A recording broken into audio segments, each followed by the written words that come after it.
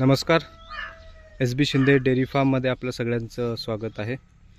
तर आम्ही हे नवीन वर्मी कंपोस्ट प्रोजेक्ट करतोय। आमचं फार्म ॲक्च्युली अकोला वासूद, तालुका सांगोला, जिल्हा सोलापूर इथे आहे, शिंदे वस्तीला। तर मागच्या व्हिडिओमध्ये आपण बघितलं होतं की आम्ही 4 बेड भरले होते शेणखताचे आणि काल उर्वरित 4 बेड आम्ही भरून घेतले अशा पद्धतीने।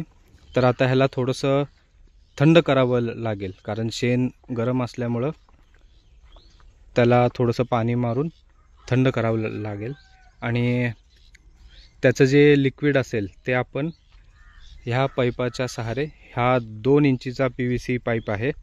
तर आता प्रत्येक पाईपमधून प्रत्येक बेडमधून आपल्याला असे पाईपाचे तुकडे लावावे लागणार आहेत आणि त्यासाठी आपल्याला ह्या बॅगच्या खाली, ॲक्च्युली आम्ही एक चूक केली। आता ह्या बॅगच्या खाली असं साधारण एक पॉकेट असतं ह्याला, जिथून आपल्याला आतून जे काही आपण पाणी वगैरे मारतो तर ते हिथून येतं बाहेर, म्हणजे वर्मी वॉश ज्याला आपण म्हणतो। तर ह्या पॉकेटमध्ये आल्यानंतर आपल्याला हा 2 इंचीचा पाईप असा कट करून घ्यायचा आहे। हे बघा असा।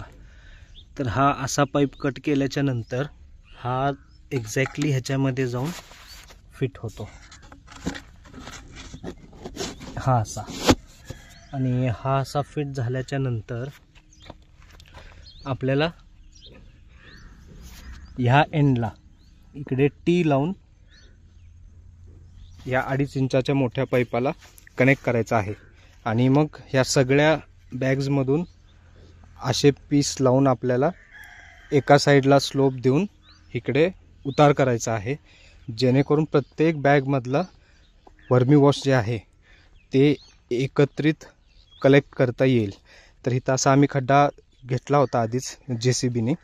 तर ह्याच्यामध्ये एक 200-250 लिटरचा सध्या बॅरल ठेवायचा आणि मग त्या ज्या पाईपाचा आउटलेट आहे ते इथं काढायचं आणि असं भविष्यात इथे एक कॉन्क्रीटचाच एक टँक बनवायचा आहे, जेणेकरून आपलं त्याच्यामध्ये सगळं काही वर्मी वॉश जे आहे ते कलेक्ट होईल।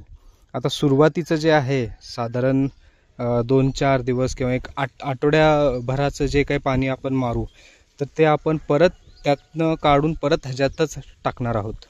आणि त्याच्यानंतर जेव्हा आपण गांडूळ सोडू, बेड व्यवस्थित थंड झाल्याच्या नंतर साधारण ह्याला 25 ते 30-32 डिग्रीपर्यंत तापमान हवं ह्याचं, जेणेकरून गांडुळांना ते म्हणजे फेवरेबल असतं।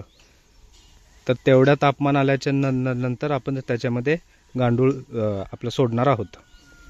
पण आम्ही ॲक्च्युली एक चूक केली की आम्ही आधी जागा थोडीशी असाच उतार देऊन त्याच्यावर आम्ही कीटकनाशक आणि फोरेट टाकलं आणि खुट्ट्या राहून आपल्या बॅगेच्या मापाप्रमाणे खुट्ट्या राहून बॅगा लावून त्याच्यामध्ये शेणखत भरलं। पण आमचं चुकलं असं की आम्ही साईडचा जो हा पॉकेट असतो जिथं आउटलेट येतं वर्मी वॉशचं, तर त्याच्यासाठी आम्ही हा खड्डा केलेला नव्हता। त्याच्यामुळे आम्हाला आता परत हा खड्डा करावा लागतोय। हे बघा असं। आता इथं तुम्ही बघितलं तर इथं खड्डा नाही केलेला आणि पॉकेट साधारण इथून 4-5 इंचांनी आहे। तर आता इकडे खड्डा करावा लागणार आहे। तर आता इकडे असा हा खड्डा करावा लागणार आहे आपल्याला।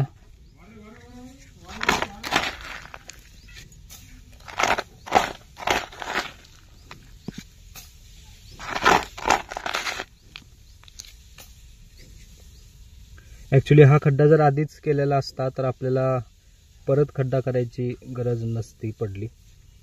पण आता असो, फक्त हा खड्डा करताना आता आपल्याला लक्ष द्यावं लागणार आहे की बॅगला कुठं काही लागता कामा नये, नाहीतर मग ते परत बॅग जर कुठं पंक्चर झाली तर मग तिथून ते पाणी लीक होऊ शकतं खाली, म्हणजे वर्मी वॉश।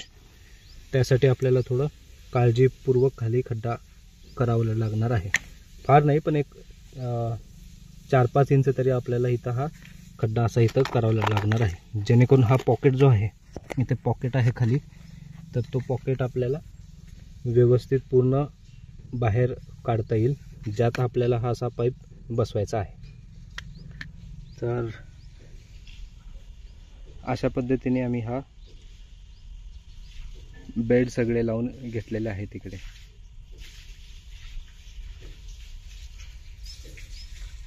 पुढचं पाहूया आपण आता पुढच्या व्हिडिओमध्ये. त्याची नेक्स्ट अपडेट दिली जाईल. धन्यवाद.